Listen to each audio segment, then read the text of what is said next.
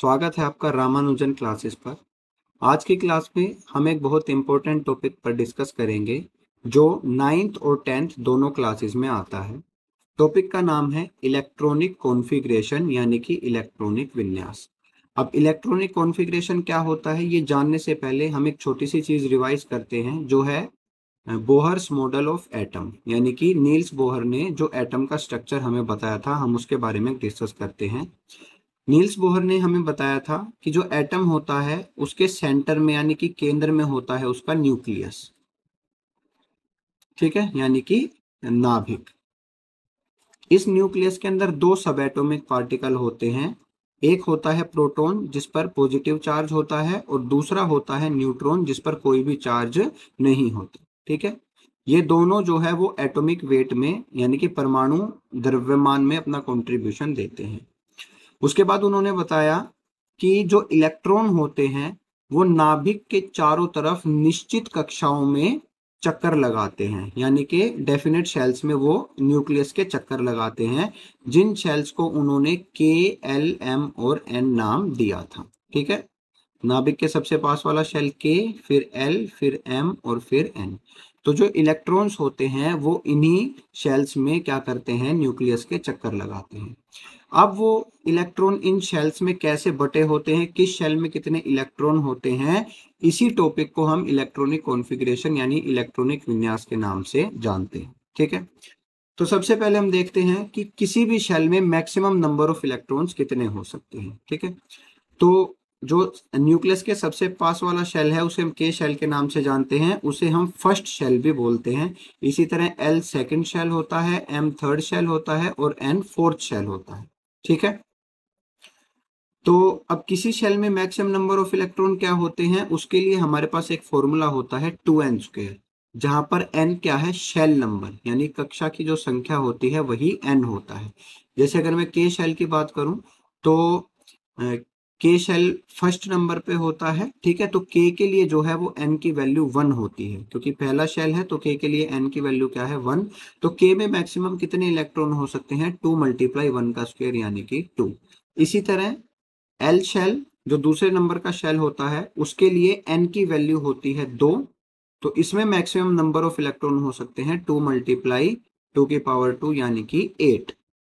M shell की बात करें तो इसके लिए n होगा 3, तो इसमें होंगे 2 × 3 यानी कि 18। और एन शेल की बात करें तो n के लिए जो n की वैल्यू होती है वो होती है 4, तो इसमें मैक्सिमम नंबर ऑफ इलेक्ट्रॉन हो सकते हैं 2 × 4 का स्क्वायर यानी कि 32, ठीक है। तो ये हो गए maximum number of electrons in any shell. अब हमें देखना ये है कि इन शेल्स के अंदर ये इलेक्ट्रॉन भरे किस तरीके से जाते हैं, ठीक है। इसको हम एग्जाम्पल से समझेंगे। देखिए यहाँ पर अपनी स्क्रीन पर आप देख रहे हैं, यहाँ पर एक लिस्ट बना रखी है मैंने अलग अलग एलिमेंट्स की, और के, एल, एम और एन शेल में कितने इलेक्ट्रॉन आ सकते हैं। ये इलेक्ट्रॉन किस तरीके से आते हैं पहले ये समझते हैं। देखिए एटॉमिक नंबर हम सब जानते हैं, एटॉमिक नंबर का मतलब होता है नंबर ऑफ प्रोटॉन्स, यानी कि किसी भी एटम के अंदर कितने प्रोटॉन होते हैं, और जितने प्रोटॉन उसके अंदर होते हैं उतने ही क्या होते हैं, इलेक्ट्रॉन। क्यों? क्योंकि जो हमारा एटम होता है वो इलेक्ट्रिकली न्यूट्रल होता है, मतलब उस पे जो नेट चार्ज होता है, कुल आवेश क्या होता है, 0 होता है, ठीक है। तो एटॉमिक नंबर का मतलब नंबर ऑफ इलेक्ट्रॉन्स यहाँ पर हम मानेंगे, ठीक है। तो अगर मैं हाइड्रोजन की बात करूं तो हाइड्रोजन का एटॉमिक नंबर 1 है, यानी कि इसके अंदर एक ही इलेक्ट्रॉन है जो किस शेल में आएगा, के शेल के अंदर आएगा, ठीक है। इलेक्ट्रॉन अपनी मर्जी से किसी भी शेल में नहीं जा सकता, ठीक। कि जो हाइड्रोजन के अंदर अगर एक इलेक्ट्रॉन है तो वो एम शेल में क्यों नहीं है या एन शेल में क्यों नहीं है, वो इसलिए नहीं है क्योंकि सबसे पहले जो हमारा न्यूक्लियस होता है उसके सबसे पास वाला शेल भरा जाता है, तो सबसे पहले के शेल पूरा भरेगा। अब के में अभी हमने पीछे देखा कि मैक्सिमम 2 इलेक्ट्रॉन आ सकते हैं, एल में 8, एम में 18 और एन में 32 इलेक्ट्रॉन मैक्सिमम आ सकते हैं। तो पहले के शेल पूरा भरेगा, उसके बाद जो है एल शेल भरना शुरू होगा, यानी एल कक्षा भरनी शुरू होगी। हीलियम का एटॉमिक नंबर 2, यानी 2 इलेक्ट्रॉन होते हैं, तो दोनों इलेक्ट्रॉन किसके अंदर आएंगे, के शेल के अंदर आएंगे। अगर हम लिथियम की बात करें तो लिथियम का एटॉमिक नंबर 3 होता है, परमाणु संख्या 3 होती है, तो इसके अंदर 3 इलेक्ट्रॉन होते हैं। अब के शेल में मैक्सिमम 2 इलेक्ट्रॉन आते हैं, तो इसलिए यहाँ पर कितने 2 इलेक्ट्रॉन के शेल में आने के बाद जो 1 इलेक्ट्रॉन बचेगा वो किस में जाएगा, एल शेल में जाएगा। ठीक है, इसी तरह आप देख सकते हैं, अगर हम देखें कहाँ तक, नियोन तक देखें, तो नियोन का एटॉमिक नंबर 10 होता है, तो इसमें 10 इलेक्ट्रॉन होते हैं। तो यहाँ पर के शेल भी पूरा भर गया और यहाँ पर एल शेल भी पूरा भर गया, क्योंकि एल शेल में मैक्सिमम नंबर ऑफ इलेक्ट्रॉन कितने आ सकते हैं, 8 आ सकते हैं।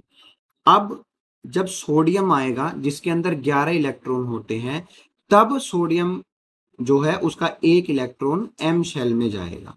ठीक है, क्यों? क्योंकि सबसे पहले शेल में, के शेल में 2 इलेक्ट्रॉन आ सकते हैं और एल शेल में 8 इलेक्ट्रॉन मैक्सिमम आ सकते हैं। तो इसके बाद जो अगला हमारा इलेक्ट्रॉन है, जो 1 इलेक्ट्रॉन बचा है, वो एम शेल में जाएगा।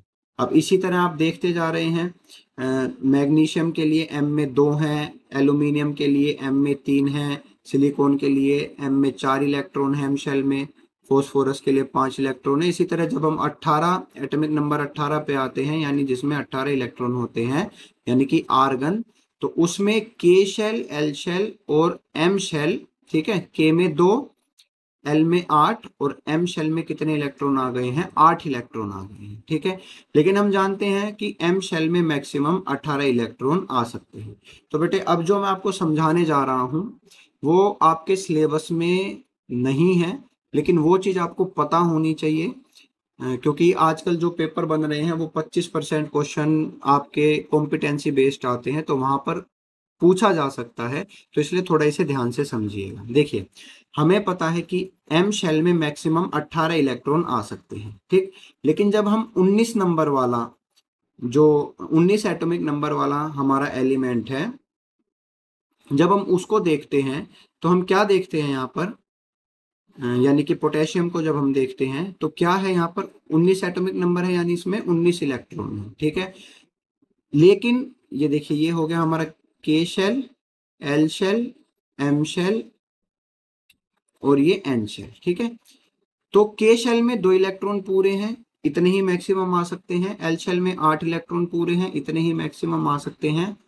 एम शेल में मैक्सिमम 18 इलेक्ट्रॉन आ सकते हैं, लेकिन जो इसका 19वां इलेक्ट्रॉन है वो एम शेल में आने की बजाय वो एन शेल में गया है। ठीक है, अब ऐसा क्यों हुआ? देखिए, जो नील्स बोर ने हमें एक बात और बताई थी कि ये जो शेल्स होते हैं, किसके चारों तरफ, न्यूक्लियस के चारों तरफ, इनमें जो एनर्जी रहती है वो फिक्स रहती है। ठीक है, ये फिक्स एनर्जी वाले शेल होते हैं।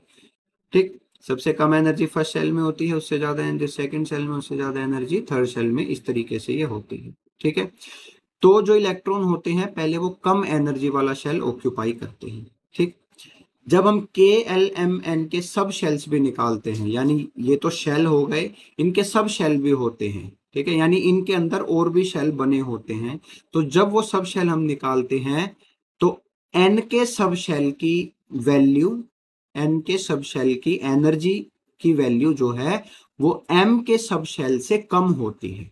ठीक है, इसलिए पहले एन का सब शेल भरा जाता है और उसके बाद एम का सब शेल भरा जाता है।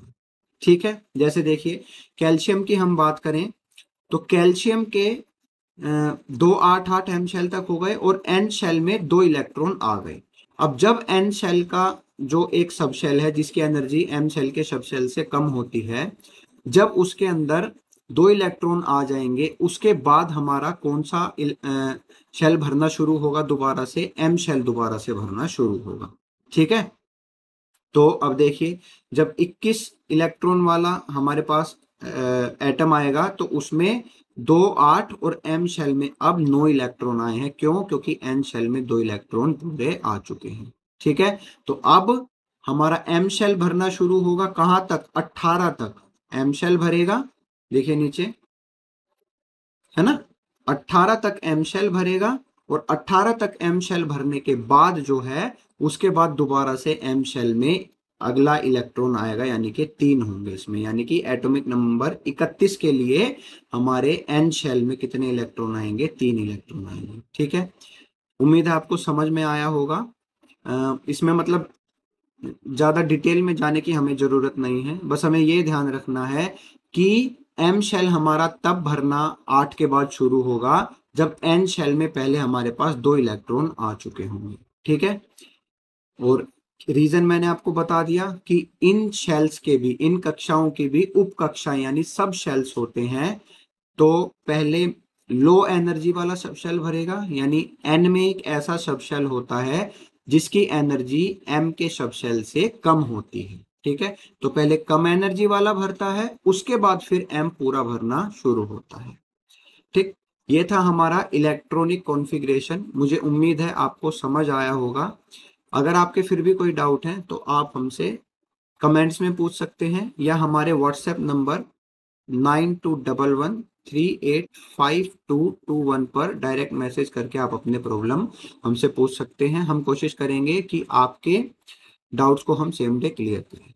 थैंक यू, मिलते हैं अगली वीडियो में।